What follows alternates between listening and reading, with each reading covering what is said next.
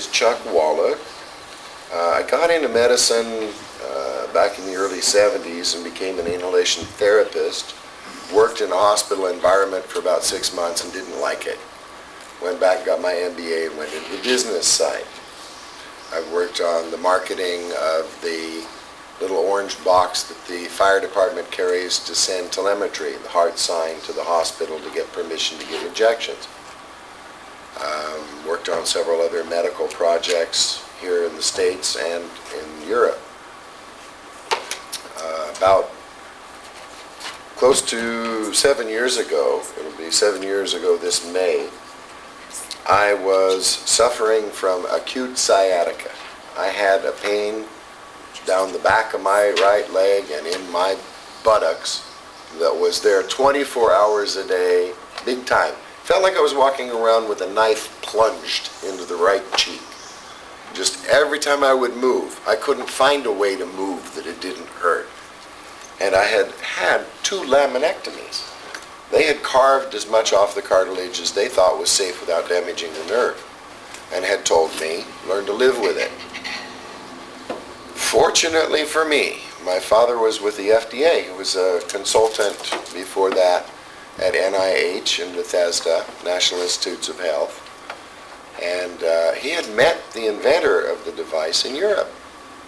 And he suggested I use this magnetic device on the pain in my back. And I laughed at him. I just out and out laughed at him. I said, you know, Charlie, $35,000 worth of surgery hasn't done any good at all. What do you think a magnet's going to do? I mean, what are you thinking? And yet, he finally talked me into trying it. And it took several weeks until I even went down to try the machine, because I was absolutely sure that this couldn't do anything. I went down, I met Panos, met Dr. Bruce Fromm at the International Pain Relief Institute in Santa Monica, California. I was there Monday and Wednesday and Friday, 20 minutes each day. I held the loop behind my back at L5S1. The machine sat there and went pop, pop, pop. I didn't feel anything. After the first day when I stood up, I thought that the edge was off of the pain.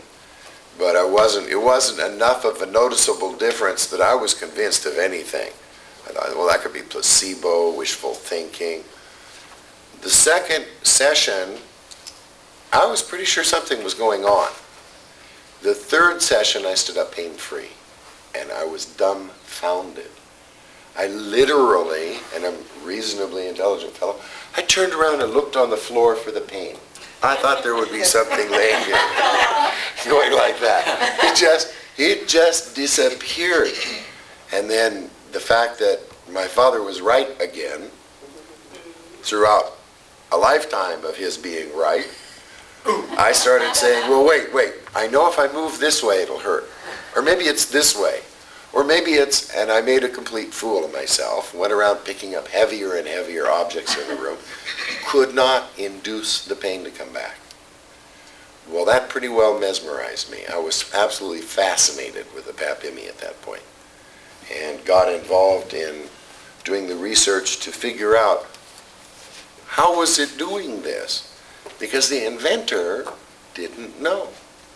He had invented it through a freak accident, through a lucky break.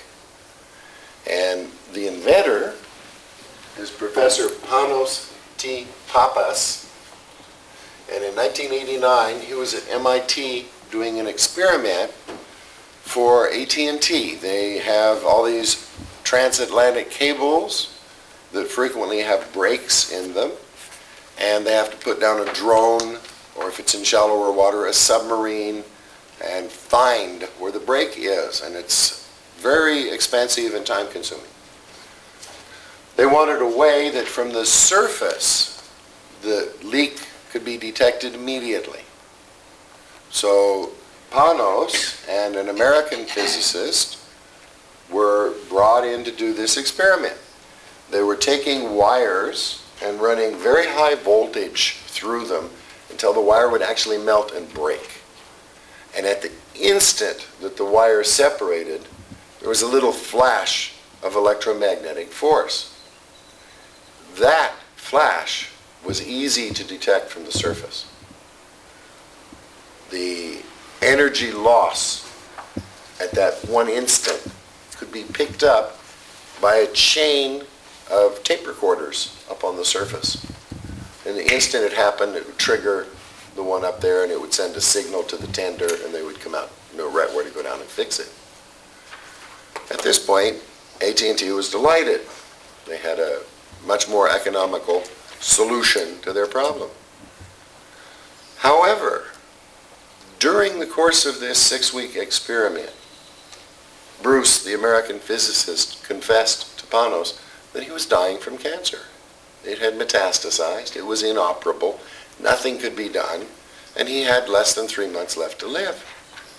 And one of his main concerns was talking to Panos, who's a doctor of mathematics, and so was Bruce, to make sure that his sons would get a good math education, because he had an 8-year-old and a 10-year-old. So Panos and Bruce became quite close during the experiment.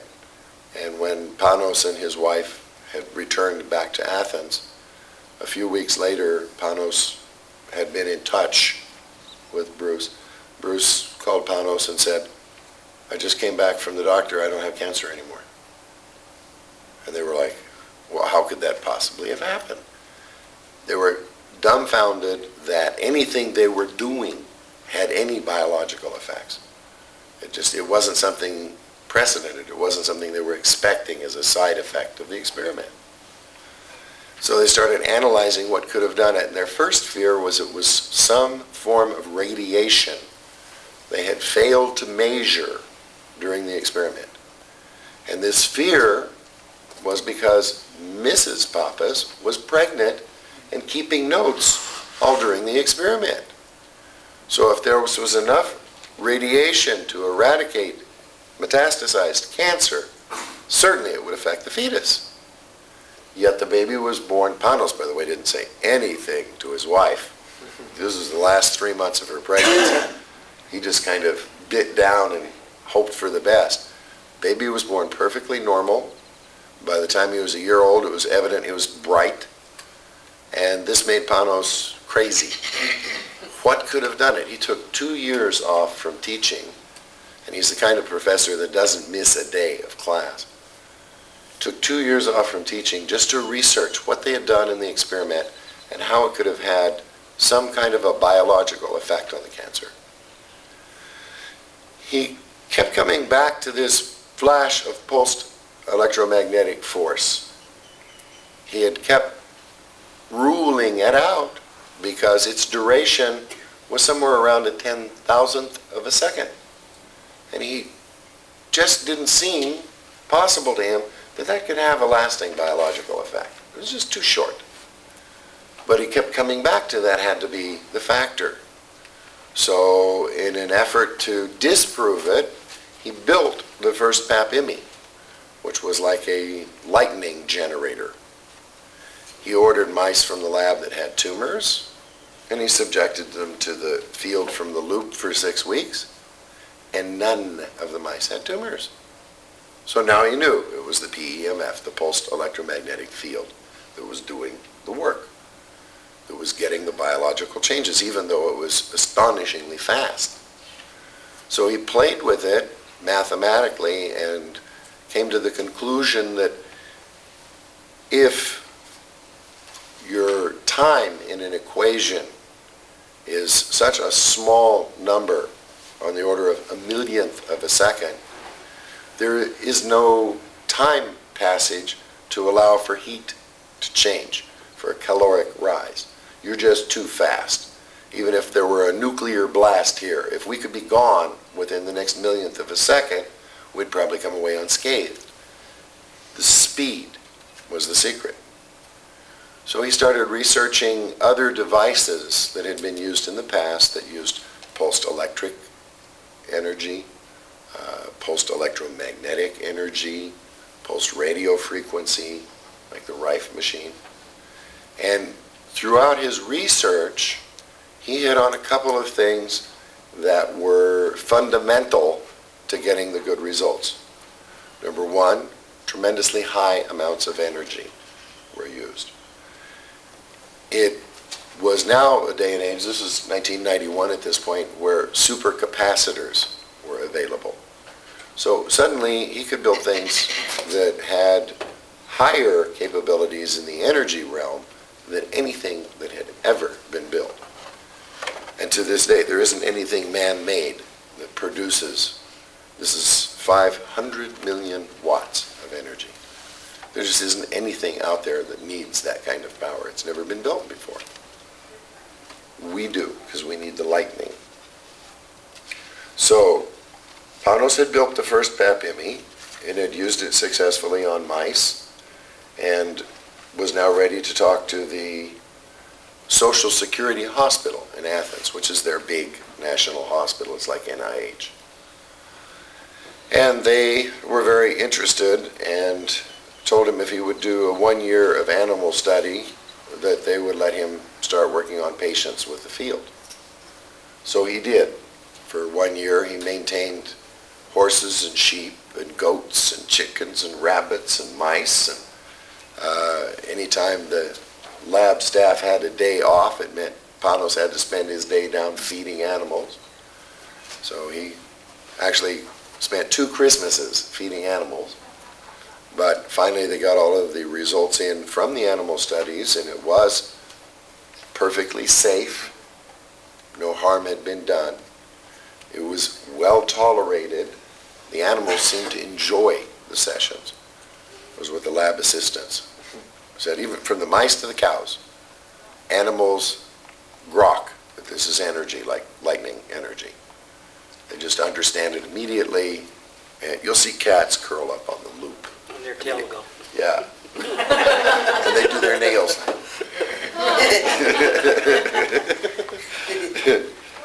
So he did all of his animal testing, everything checked out fine, efficacy, safety, tolerance. Then they said, okay, now we'll give you patients. And the first dozen patients that they gave to him were people who had less than a week left to live. He said, give me a break here. This is new, I want to find out what it does, and you're giving me people that there's a chance in a million anything can save them. But from the first 11 people, terminal, that they gave to him, he saved 2 of them. One of them was a woman with about a 25-pound tumor in her abdomen. Huge. They removed the tumor, and they couldn't get it all, and they were sure that it would grow back. And they had many, many cases very similar to Georgina, and they said, if she lasts another 6 months, it'll be a miracle. Well, this was 11 years ago. She's working in the taverna in Greece every day these days. The cancer never came back. There's been no need for her to go to the PAPIMI, although she has expressed, we talk to her every couple of years on the phone just to see how she's doing. She has expressed that she's heard that it helps a lot with lines in the face, and she wants to come back to Athens and use it on her face, but not for her abdomen. Her abdomen is scarred from the process, but she's so happy to be alive that that's of little consequence to her. She carries huge trays of drinks and food, like peasant stock, strong. Great gal. And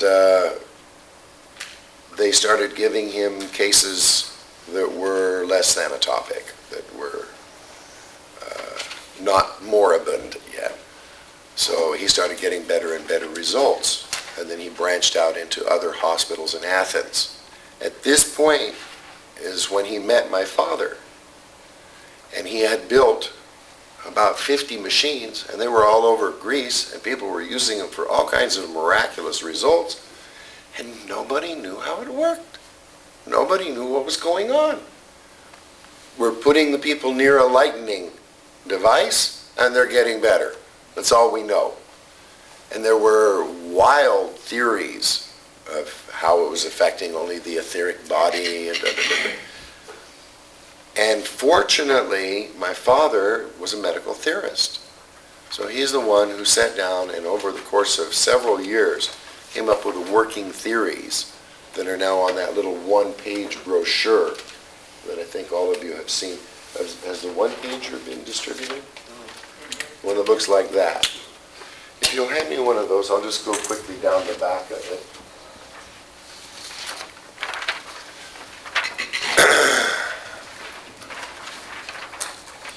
There's several different things that are happening when this device pulses its magnetic field. The loop, we'll warn everybody right now, I'm not an artist.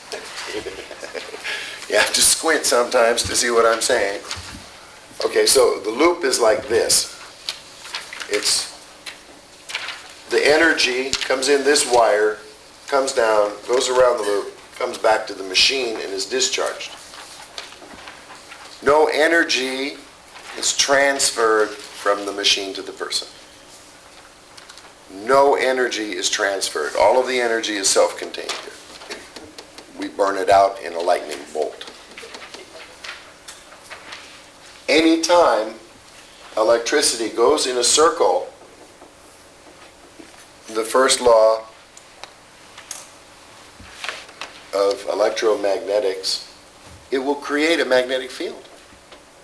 All you have to do is make electricity go around in a circle like in a motor, go around all those tiny little coils, and it will make a magnetic field. Yes. And that's what makes that magnet core inside the motor spin. That's where you get your energy. Looks like polarity. Now, the field that is generated is like a large donut around the loop. So it's a big, like a motor scooter tire sized field of maximum effect. And then out here, there's a secondary field. This secondary field, depending on what power you're operating at, can be 6 to 15 feet away from the machine. People who are energy sensitive, who are in the room with us while the machine is on, can pick up, oh, yes, I'm receiving energy, even from 15 feet away. All of the operators that are using these machines on people on a daily basis pick up amazing amounts of energy. It's like, 11:30 at night and you're wondering what to do next. This is the principle through which we are putting energy into the people. Induction. And indeed, it's from IMI, the PAPIMI itself. We use this word right here, ionized magnetic induction. That's how we're getting the energy. Induction says that if we're going to make electricity run around in a circle over here, that while it's running around in a circle, if another conductive body enters the magnetic field, electrons will try and run around in a circle in that body. We can use a chain to demonstrate this because the fact that the links are separating it from being a solid allows it to spark so we can see the energy. So this is just a visual tool. You can see the energy is really trying to run around that ring. Let's show it this way.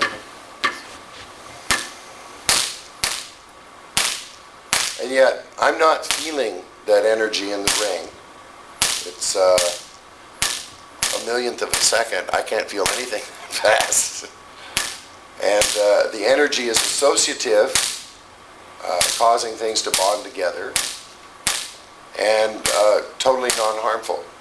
You can, put the chain on your hair, put sparks out. Won't even singe a hair. You can't cook a hair at a millionth of a second. So, as you can see, we're inducting energy. We're getting energy to get started someplace it wasn't. And where it's getting started is inside of you. Blood with saline is pretty good conductor. In fact, most of our parts are pretty good conductors. When this field expands and collapses through our tissue, it causes tiny little microcurrents to be created in the tissue, in the blood itself. These little currents address bioenergy. Bioenergy is the area that was forgotten when Western medicine took off. It was just kind of ignored. Chi, what? We don't even know whether it's CHI or QI, or it's confusing to everybody, the concept of oriental energy, life energy, and yet even though it cannot be proven in a lab, we all know it exists. We all know the difference between someone who's alive and somebody who's dead. Even though we can't put a meter on them and say, this one's still living, this one's gone, we know that that energy exists.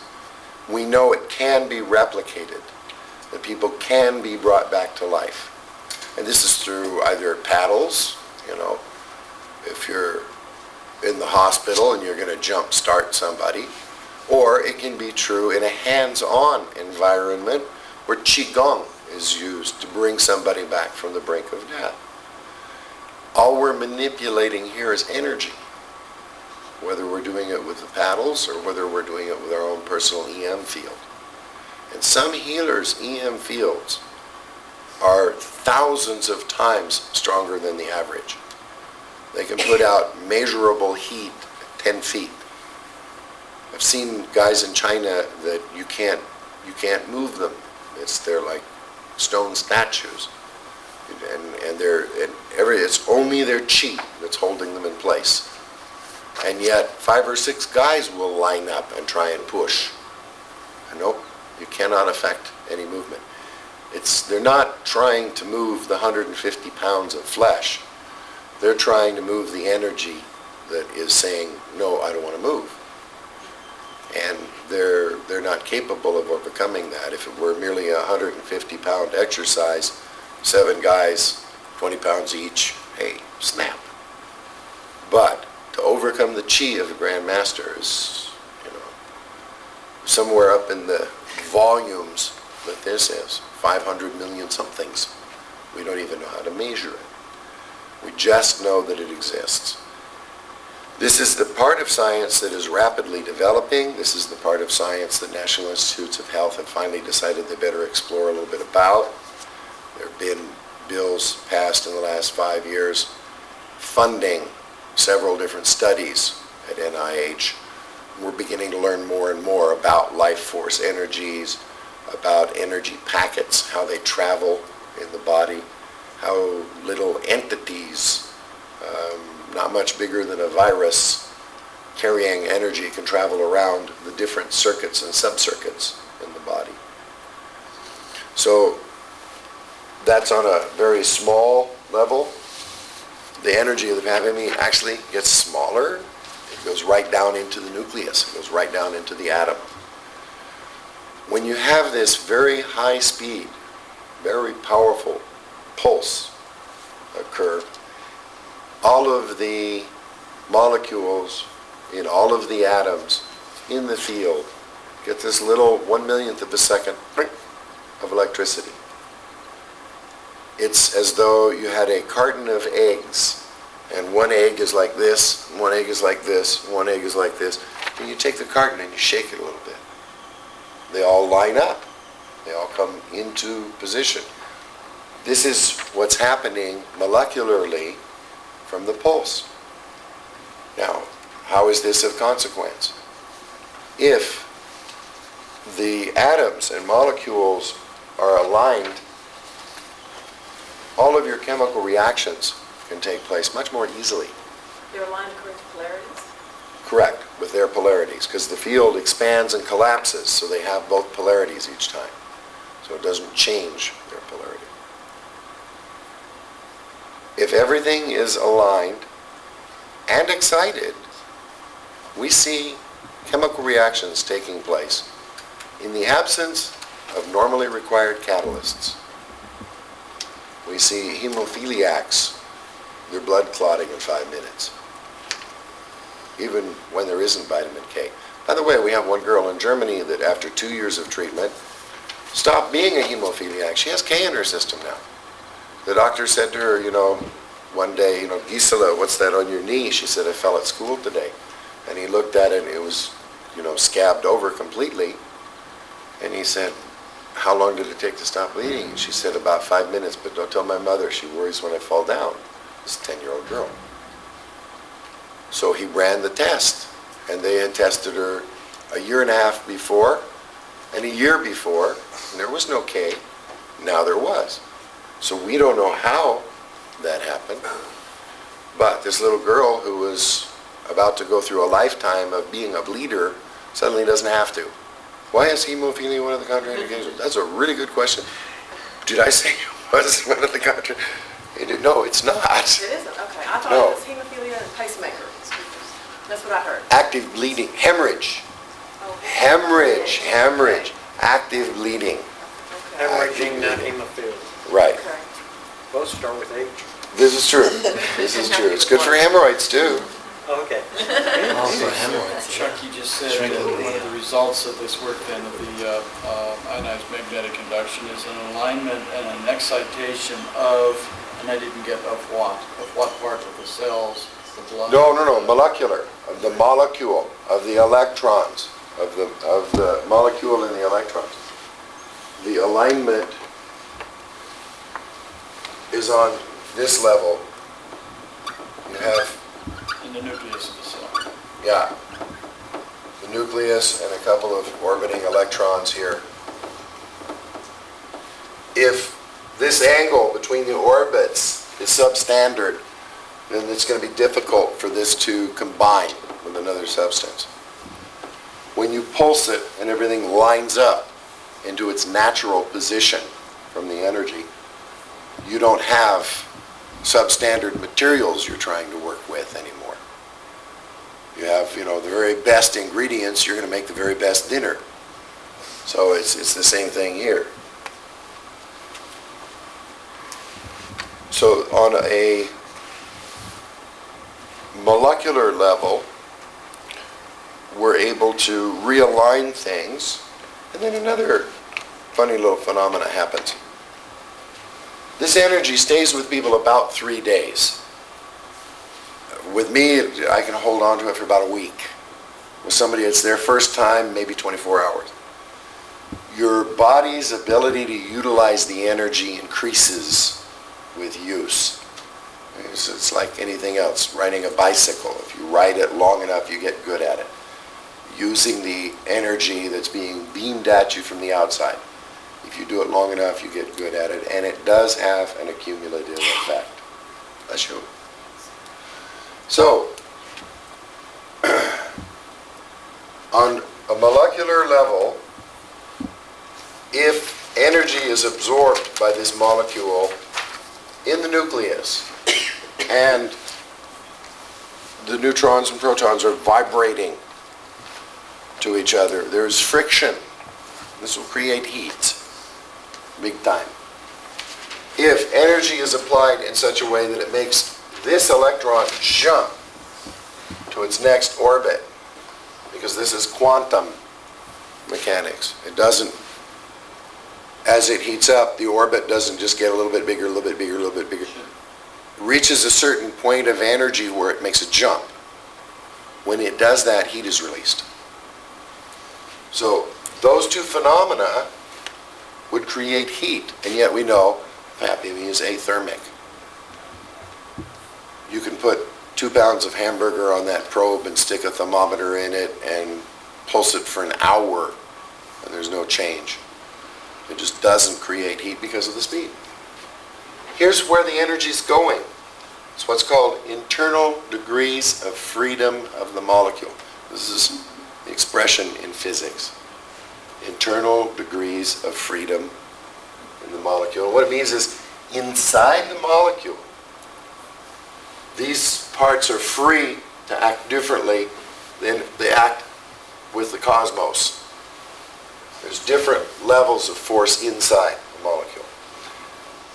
It increases the spin on the electrons. The rotational spin on the electrons. And this is stored energy. This is how come you can use this and feel good the next day when you get up. Yes, Edward? Is it not also shifting the valence? That is the gradient of the electrons. Each molecule has its number of nuclei electrons, and then its valence. In other words, how charged. When you want two molecules to combine, they have to have the proper alignment of both valence and electron count. Mm-hmm. And I'm getting that this is one of the effects, but has that been shown? No, it's only theoretical. You're right, and in the case of changing the pH, I mean, it's obviously freeing up more hydrogen atoms. So it appears that that's what's happening. That would be a result of, freeing up the hydrogen atoms because of combination taking place with other molecules. Right. So it allows some sort of very elemental restructuring to take place. To the extent that working with different metals, we can take carbon particles and pulse them. This is very strange. It's lunar sensitive. In a new moon, we can pulse carbon particles, and if we pulse them in the presence of oxygen, we get iron filings. You can pick them up with a magnet. And if we pulse it in the presence of nitrogen, we get aluminum, which was a total stunning shock to us. And so all those things are in our body, so we can treat our anemia. This is the and we energy, move. exactly, to create more iron. Cheryl had a good. So this is really an alchemical process. Yes, it is. Even considered cold fusion. Well, I'm just thinking of what we use with homeopathy Mhm. and how that's, I mean, if you do homeopathy correctly, you have an alchemical process there. And so, Yes, and that's probably why they work so well together. That and electroporation. So if you did it long enough with coal, you'd get diamonds. We don't know how to do that yet. On May 17th, 1994, we got gold one time. Now, National Institutes of Health did a very interesting experiment in a lab with 16 multi-degree doctors in a very controlled environment with someone who was an alchemist who used a magnetic field and pulsed several different compositions and wound up with between 100 parts per million and 300 parts per million of gold. And they did this experiment 4 times in a row, and 4 times they got gold. And then the head of the lab published his findings, and everybody in America laughed at him for the next 4 years. They tried to duplicate the experiments, and guess what? No gold. What was missing? The alchemist. It was intent. It was human intent that was influencing the outcome of the experiment. So, be aware, if you have strong intention, and this is the energy that gets you fired, we've seen it turn people into an unstoppable state. Their life just totally changes. Suddenly, they're making 3 times as much money, their relationships are all working, they're not walking around in a rage anymore. We see this transition that's just eye-opening. Very often, husbands with rage. I got in with a support group, Husbands with Rage. Boy, within 6 weeks, these were a bunch of mellow guys. It apparently is some kind of an imbalance that we're not quite able to detect. Maybe because it's a 4-variable imbalance, which makes it mathematically much, much harder. But probably that's the case. There's just so many variables in the human system. we've been studying for the last 150 years the physical attributes of the body. And we've learned a lot about them, but it's been at the expense of not paying any attention to the energy fields or to people's intuition or to even folk tales about cures, chicken soup's good for a cold. Made jokes about it, and da-da-da-da-da. Lo and behold, research shows, yes, it is. It does cause the body to trigger an enzyme that does help control the growth of the virus. So as we learn more and more about these, and it's the people in this room that are the pioneers out there in today's medical forefront that are sharing the knowledge across America and getting the results for people that have not been helped by allopathic medicine that has caused this multi-billion-dollar shift in medicine in the last 5 years. 10 years ago, alternative medicine was a $7 billion business. It came out of nowhere. And since then, it has just skyrocketed. And even though most of these things, and I mean by most, some high 90% of these things, are not covered by conventional insurance, health insurance. So the practitioner is either paid by the patient or throws it in as part of the therapy package. And this isn't right, and especially with the underlying fundamental that this is the kind of thing that's going to save the insurance companies a bloody fortune. People will get well 3 times as fast. 1/3 of the people that are scheduled for surgery don't need surgery. Tremendous savings here. So do you have a CPT code used to bill it? No, that is what's missing. Okay, that's all working. Dude, I Yeah. have a question.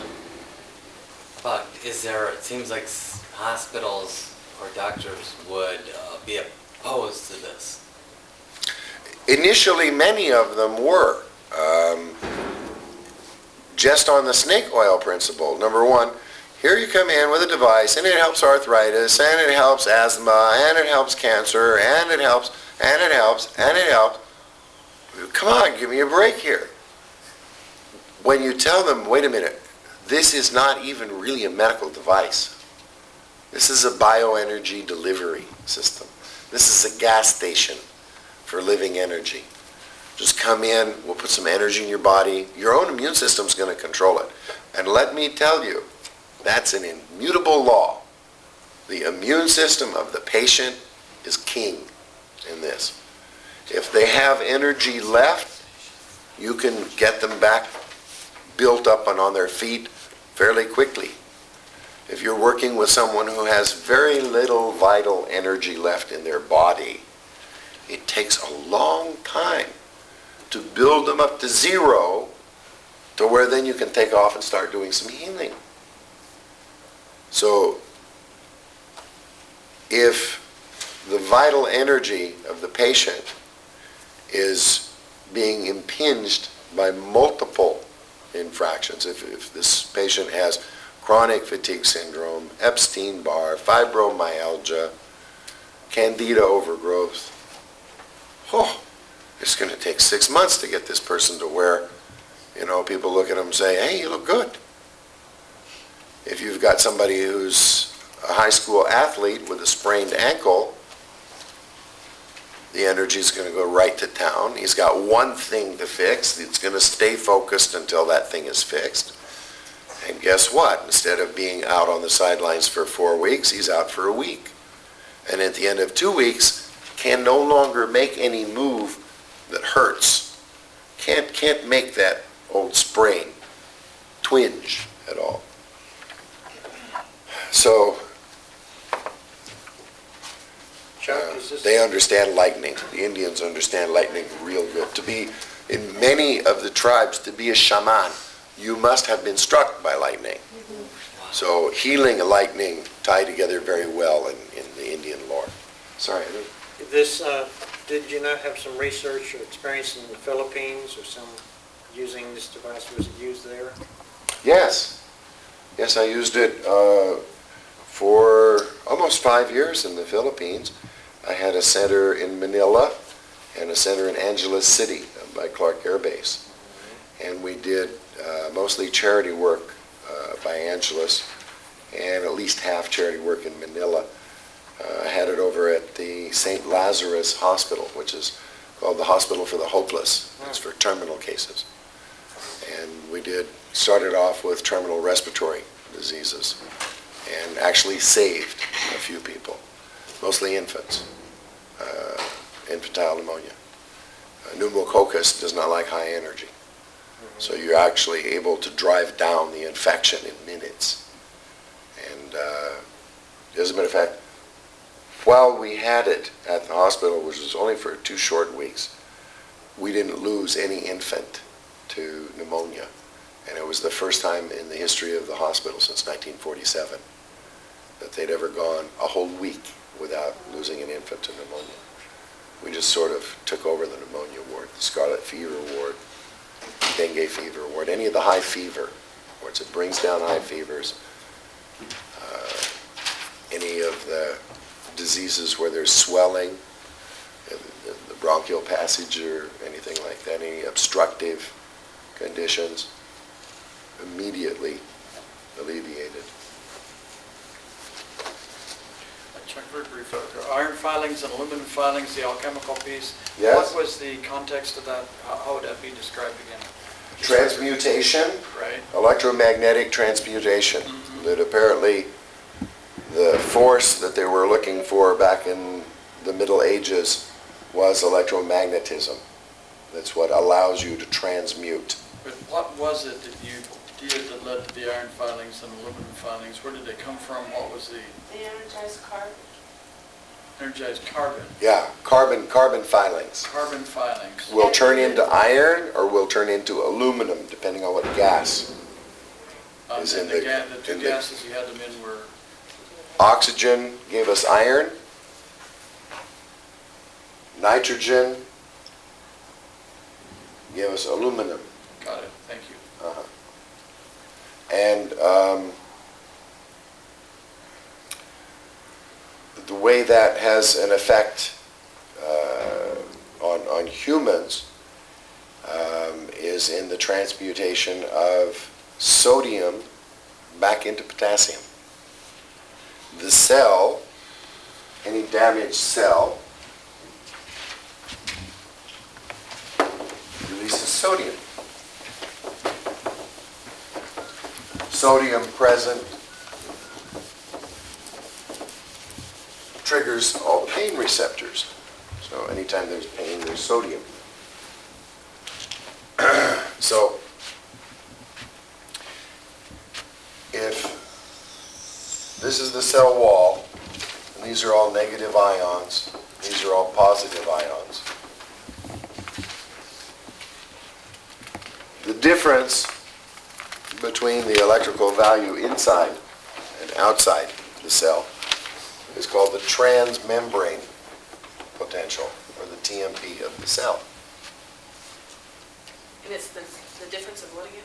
It's the difference between the energy potential on the inside of the cell and the energy potential on the outside of the cell. The interstices, the areas around the outside of the membrane, are usually positive. In a normal, healthy human cell, this is somewhere between 70 millivolts, or thousandths of a volt, and 90 millivolts. This is the area that cells like to operate at. This is where they do their best. This is where they have enough energy to perform all of the functions that their particular DNA has dictated for them to do. Cells have multiple functions. They're like people. I mean, we get up, we go to work, we go get the kids, we come home, we make this, we make that. Cells have all of these functions programmed in their DNA, and they may be are responsible for producing an enzyme, and of course they're responsible for keeping their little ATP pump going so that they can create their own energy. ATP, this is the process through which the cell turns nourishment into energy. And ADP to ATP. yeah, it's a chemical conversion. Now, if the cell is damaged in some way, usually toxicity, if the cell is damaged in some way and it comes down into the 35 millivolt to 55 millivolt range, we have a sick cell. What does this mean? It won't produce the enzyme. It'll keep itself alive, but it won't do all of the tasks that its DNA dictated that it was supposed to be doing. And it can go downhill from there. If it does, then the cells that are from 18 millivolts to 34 millivolts, we call cancer cells. Why? Because they don't differentiate. They don't become hair follicles. They don't become cells like the cells around them. They're damaged on duplication. Every cell has a choice of either looking like mom and dad or Adam and Eve.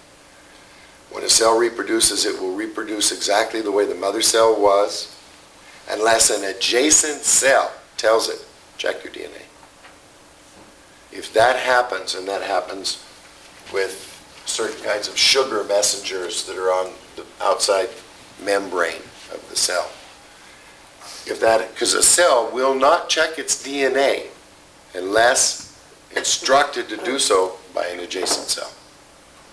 A cell cannot self-correct. But as soon as it gets a signal from an adjacent cell, it checks its DNA on the next mitosis. Then it goes back, and if it's one of the ones we can save, we can bring its energy up. It's like a person getting well. Now they can go to work, they can get the kids, they can get dinner, they can do all of the work now. In the cases where there are cancer cells that were able to energize and get back up, those cells return to normal, whatever they were supposed to be, cells, and life goes on.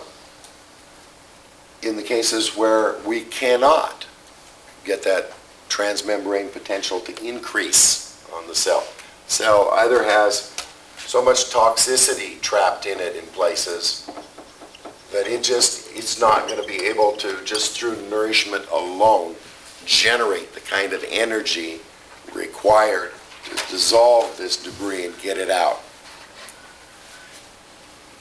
If the PAPIMI is pulsing and somebody had some of that water, it makes a huge difference. You're now getting far better cell hydration because the little mouth that the water molecule goes through in a cell, those open and close. When you hit it with an electromagnetic field, they open and stay open. It's like a garage door opener.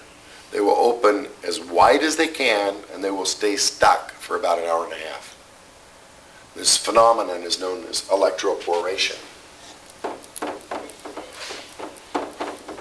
And we have Jay Weaver's papers on electroporation. Getting more water into the cell. Cell hydration is what it's all about. If you can keep all of your cells perfectly hydrated, you will be healthy and happy and look young for many, many, many years. Yes? I have a question on the water. Would it work with distilled water? Or do you have to use mineral water for? Doesn't matter. Doesn't matter. Doesn't matter. It can be, pure H2O.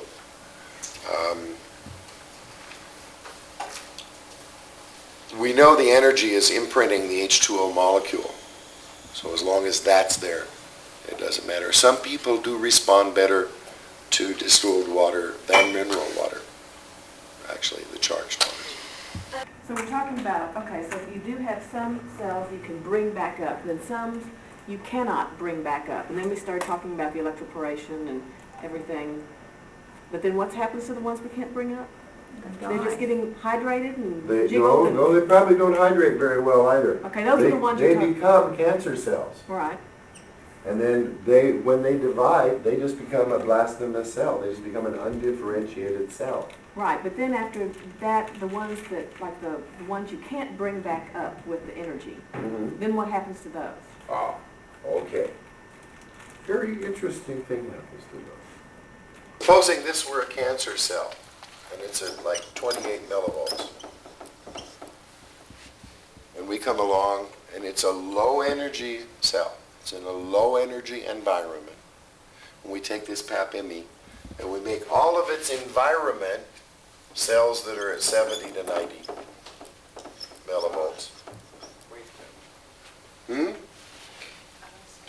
When we do this, this isolated cell doesn't perceive that there's anything wrong. It's not under attack.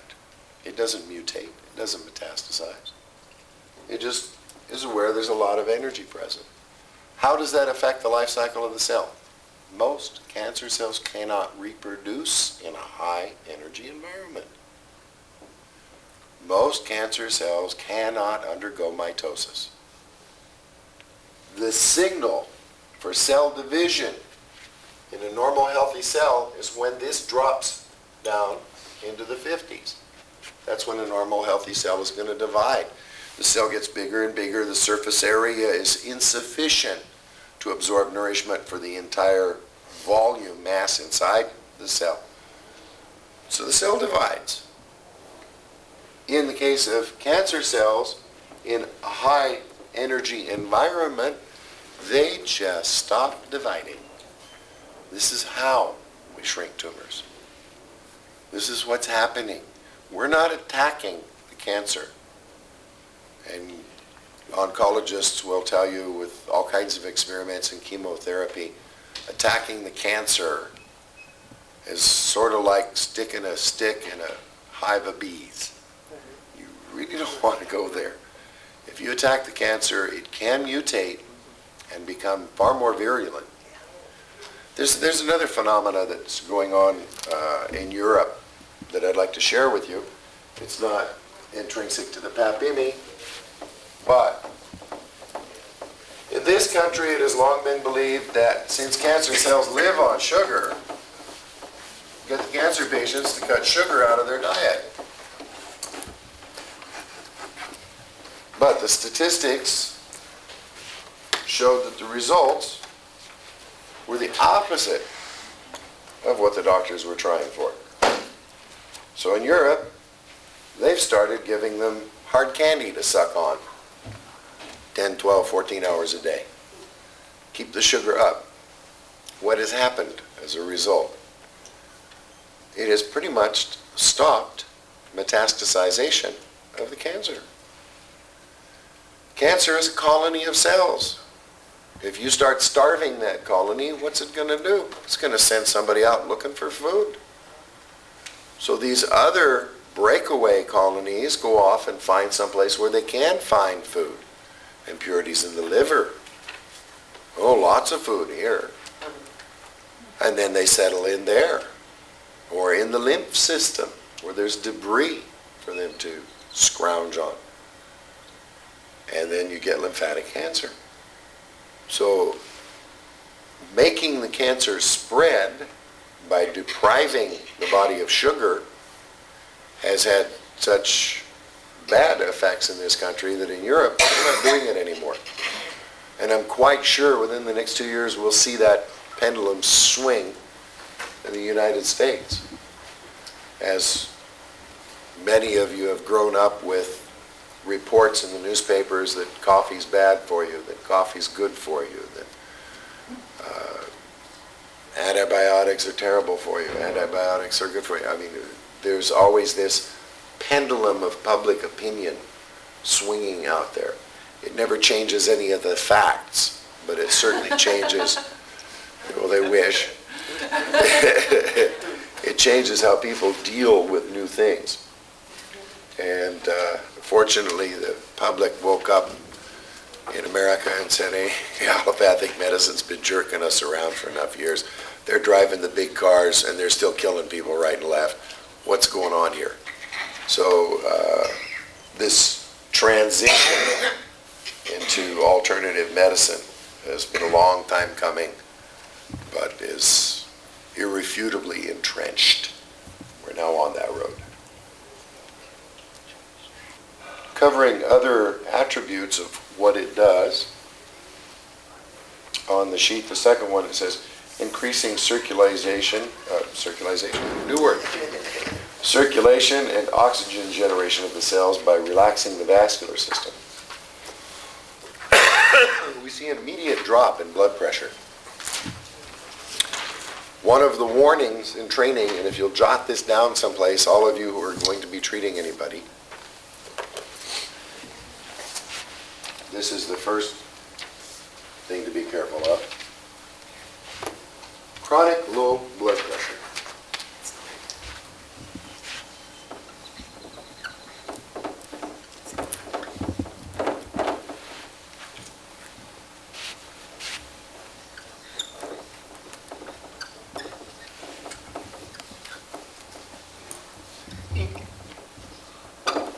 These are just some of the warnings. Chronic low blood pressure. You'll have some 90-pound, 100-pound person come in, sit down, start using the machine. You'll see the upper lip and the forehead break into perspiration. You'll see their eyes start glazing over. You have somebody with low blood pressure. The machine is dropping the blood pressure to the point that not enough oxygen is getting to this person's brain. And if you keep going, they will eventually pass out and fall out of the chair, which is very embarrassing. Very easy to correct. The two best solutions, no pun intended, Coke and OJ. Bring up the blood sugar, offset the drop in blood pressure. If you know somebody has low blood pressure, so you give them this before? Orange juice or Coke 5 minutes before they sit down on the machine. You just want high blood sugar so that they're, able to transport lots of oxygen. Very easy to identify. It's not you put it on, pop, pop, pop, flump. No. It's a process that takes 5 minutes, 6, 7 minutes. So you'll see them, and usually when people are on the machine, you're engaged in conversation with them. And when you suddenly see that their mind isn't there, okay, chances are this person has low blood pressure. Time to stop and get them some Coca-Cola. And the response time, the recovery time on it is like 5 minutes. So that might be something you'd want to find out before somebody. It is one of the questions on the questionnaire on the health intake question. Big bold letters. Do you have chronic low blood? Oh, then would this also be something that you would want to give, say, OJ to someone who had, say, COPD, where they weren't transferring very much oxygen in their blood system? Mm-hmm. Mm-hmm. It helps. It helps. The pulsed water actually helps with COPD. By that you mean treated water? You treated water. Treated water, pulsed water, magnetic water. It's marketed out there under lots of different names. But there have been people that have been taking electrical or magnetic energy and imprinting water with it for many years. Water is about, in physics, is like blank recording tape.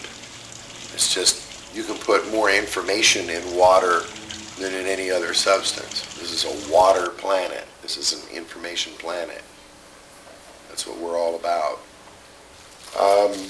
I'll just to finish up, relaxing the vascular system and increasing the circulation.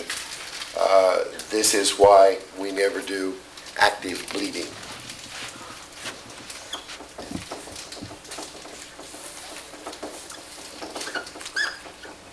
If somebody had a tooth extracted and the doctor told him to wait 24 hours, don't try and cheat at 18. blood flow will return. What about women on their menstrual cycle? Oh, it can get messy. It depends on what you're treating. If it's endometriosis or something, you don't have a choice. If, you possibly can, then certainly during the first or the heaviest 3 days of the cycle, you want to avoid getting right over the womb. Yeah, okay.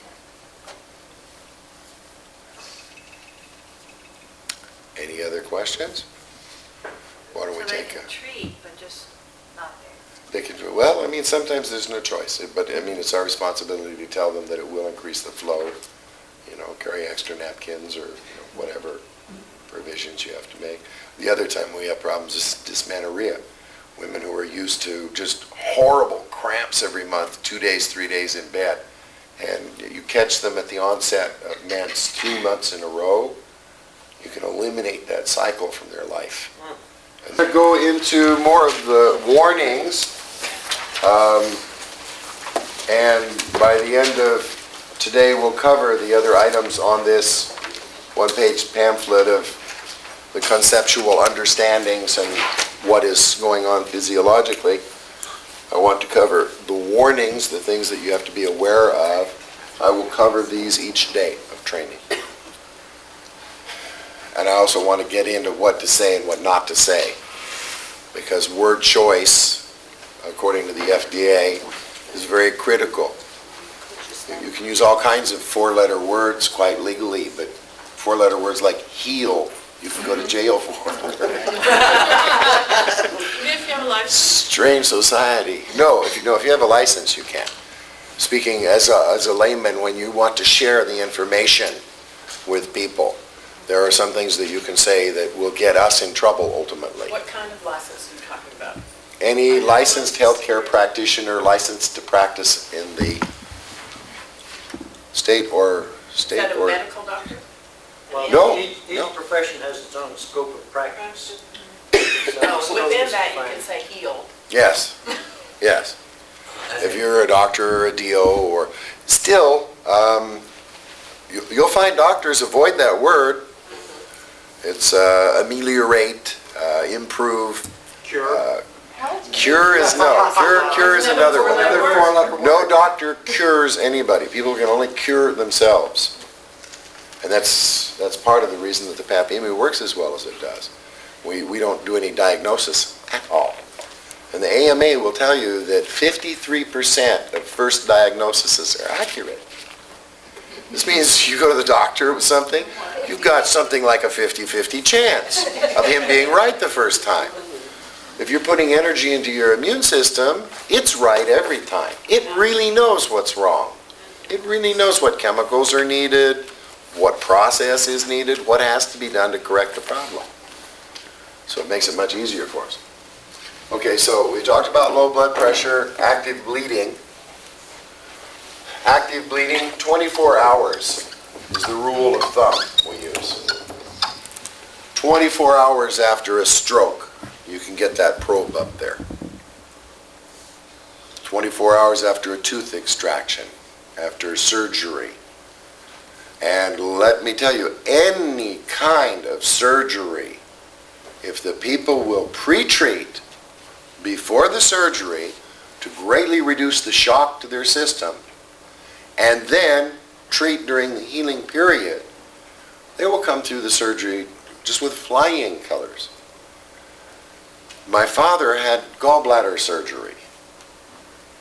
I got him out of the hospital 5 days after surgery, got him on the PAPIMI every day, rebuild the energy. I had it right on where the incision was, and it's a large incision in gallbladder surgery. 2 weeks after the surgery, he went in for his follow-up at the doctor's office and got in an argument with a nurse who told him that that scar was at least a year old and it couldn't be where the doctor had recently operated. She was so adamant about it until the doctor walked in and said, "Yeah, Murphy, that's where I cut him." She was dumbfounded. She said, "I never saw anybody ever." And, this gal's in her 60s, been a nurse a long time, seen a lot of people. She said, "I never saw anybody heal that completely in that short a period of time." She had arthritis, so she came over and started using the machine. Her boyfriend, 52 years old, diabetic, she kept his blood sugar figures like she was an accountant. And she started charting his blood sugar. In less than a month, his blood sugar never pierced 148. And he was somebody who usually ran 220 to 240. He just came right down in line. And all of that, the Dr. Tay, Murph, the boyfriend, everybody works for Kaiser in LA. So eventually it's outfits like Kaiser. I don't know if Kaiser is out here. No. The HMOs in general, they're the ones who really need the PAPIMI, because this is the cheapest way you can maintain an individual's good health state. It helps not only from the physical, it helps from the spiritual, from the mental, nominal side effects, and benefits that sometimes just absolutely make your mouth fall open. You see someone who comes in, they're in acute sciatic pain, been there for 3 years, 10, 12 Vicodin a day, constant, unending pain, and they use the machine one time for 20 minutes, and it is gone. There is no pain. And you see them just weeping from the relief. And you check back 2 weeks later, and yeah, they want to come and use the PAPIMI, but not for their back, for the withdrawal, getting off of the Vicodin. So they're back, as a repeat customer for that. Because with any imbalance, with any type of a withdrawal situation, people coming out of rehab that have that spacey, glazed look and they're not quite walking straight, 20 minutes, and you're having eye-to-eye, intelligent, related to reality conversations with them. There's just this transition they go through that right in front of your eyes. They wake up and come back online. And in addition, their cravings are so greatly reduced that we've been told by several of the addicts this was what allowed them to get off of the drugs. They had been through rehab before. It had not been successful. PAPIMI changed that for them. Caveat or warning, tiny people. This is energy. It's related to mass. I'm 250 pounds. I can sit for an hour with this thing. You get some gal who's 80 years old and 80 pounds and several health problems, 10 minutes. 10 minutes. The other class of tiny people are children and infants.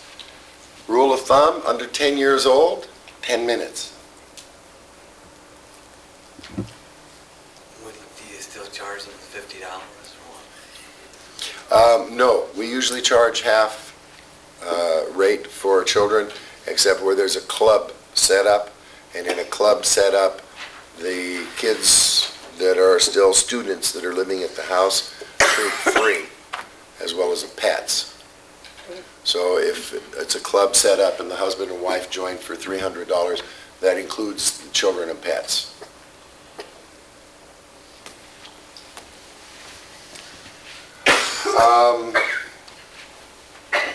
Pregnant women. Depends on who you're dealing with. This is going to be a judgment call on your ability to assess their level of comfort. There is no problem with treating pregnant women. I've done many of them. I did a series of pregnant nurses in Manila as a test for back pain. And these gals were there when they were supposed to be there for these appointments, like clockwork. They said, I can get up and out of bed, I can get out of chairs, and my back doesn't hurt, and they loved it. No deleterious effects at all for any of them. But probably they should only be treated for 10 minutes because of The fetus, yes. In the first trimester, I would stick to the 10-minute rule. Because we are associative energy, you might start cell growth at a more advanced rate than what the fetus is prepared to develop at. So you want to not drive energy into a womb during that first trimester. Didn't you say Pappas' wife was pregnant? Yes, she was in the last trimester, all during the experiment. And my wife used it. We have a 3-year-old. My wife used it during pregnancy for her back, for hemorrhoids, for cramps, for colds, for anything. And my daughter's just turned 3 and is obviously bright. She, Jerry knows it. Fully conversational, will engage adults in conversations, and everybody's like, I'm talking to a 3-year-old? Speaks 2 languages. Definitely a bright kid, so no detriment there at all. As a matter of fact, the rep in Japan has a 3-year-old that's been treating since before birth that is very bright, and we're wondering if the energy might be a contributing factor here. That this having extra energy that you can focus is helping in the development far more than we had suspected when we first started looking at this. It's a very, very noticeable difference in the children. Those in poor health, I mentioned earlier, if someone has several challenges to the immune system, it's going to take them much longer to get better. If you try and force it, they will not thank you for that. They will go into a Herxheimer's reaction. Herxheimer's reaction is when the patient is getting well too fast and experiences flu-like symptoms. Achy, tired, no energy, stomach's upset. These are the symptoms of detoxing them too quickly. Healing crisis? Healing, if you push it, you wind up in a healing crisis, yes. And we have experienced that in cancer. It will festulate. It will find pathways outside the body, and this black, smelly stuff will exude, and it's not pretty. So those in very poor health, you want to go very gently with. 10 minutes, 10 minutes, the first 2 weeks, Monday, Wednesday, Friday, Monday, Wednesday, Friday. Our treating protocol, and this was learned in the Philippines doing people. I'm going to erase this part here for now.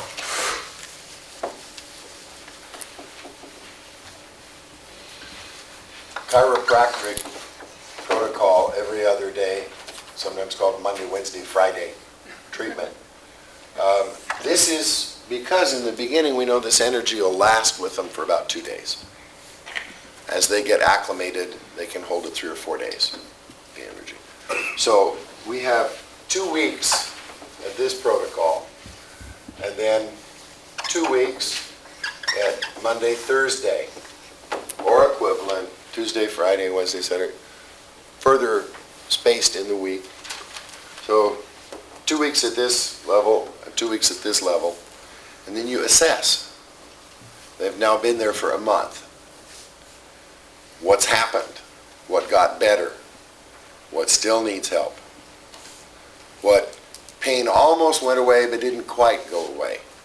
And then we can start looking at, how to fine-tune the energy delivery, and that's what most of tomorrow will be about. At this point, you may want them to continue it 3 times a week, or you may want them to continue it 2 times a week, or at 1 time a week. And these 2 periods we're certain of. This period, how long they're going to treat, might be another 4 weeks, another 8 weeks, another 12 weeks.